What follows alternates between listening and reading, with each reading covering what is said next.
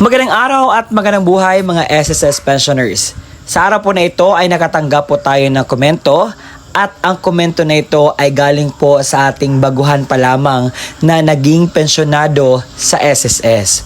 At gusto niyang malaman kung siya ay kasali pa ba sa makakuha ng pension increase ngayong June 2026. At sa araw po na ito, atin po yung ipapaliwanag na sa gayon po mas klaro po sa atin ang kasagutan na dapat pong malaman ng ating minamahal na bagong pensyonado ni SSS. Kaya naman sa araw po na ito, tapusin mo ang video nito hanggang sa dulo nang sa gayon po makuha nyo ang punto ng video kong ito. At kung ikaw ay bago pala sa aking YouTube channel, ay isubscribe mo na para maging updated ka sa mga videos na i-upload ko pa dito sa aking vlog.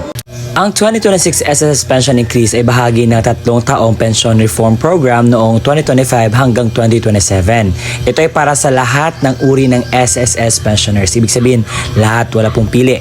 Ang mga benepisyaryo ay nakakatanggap ng 10% na increase sa retirement at disability o 5% naman ang death or survivor kada taon, kung saan ang 2026 tranche ay inabante sa Hunyo 2026 para sa pensioners na aktibo simula August 31, 2026.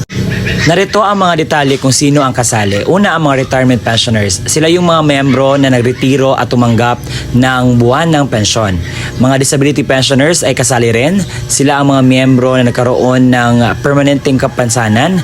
Death or survivor pensioners ay kasali rin. Sila ang mga legal na benepisyaryo ng asawa o anak ng mga pumanaw na miyembro. So, ibig sabihin, ito po ang mga qualifications. Mga dapat tandaan sa increase. 10% ang increase, ito ay matanggap sa mga retirement at disability pensioners lamang. At 5% increase naman, ito ay matatanggap sa mga death or survivor pensioners. Abanting implementasyon, ang schedule po ng pension increase ay sa September at talaga, pero in advance ng mas maaga at ginawang June 2026. Kabuuan, paglipas ng 3 taon, sa pagtatapos ng 2027, ang pensyon ay tataas sa kabuuang humigit kumulang 33% para sa retirement disability at 16% naman para sa mga death or survivor pensioners.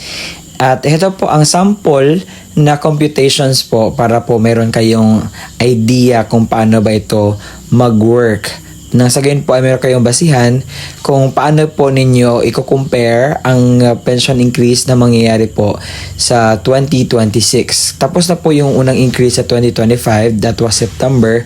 And ngayon naman ang second increase, which is June 2026. At ito po, paki-pause lamang po ito.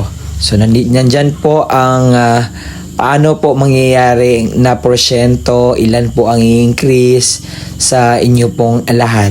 At ito po ay tinatawag na 3-year pension increase reform. Yan po. At gusto ko pong ipakita to sa inyo at sagutin ang katanungang sino-sino ba ang makakakuha ng pension increase na ito. Nandyan po ang type of SSS pensioners at meron pong minimum, average, and highest po na pwedeng matatanggap. So meron dyan June 2025, September 2025 at marami pang iba.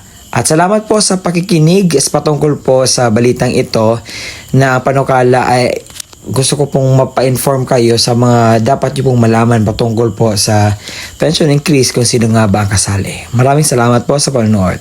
Balikan po natin ang katanungan na kasali ba daw ang mga bagong SSS pensioners sa pension increase. Ito po ang basihan.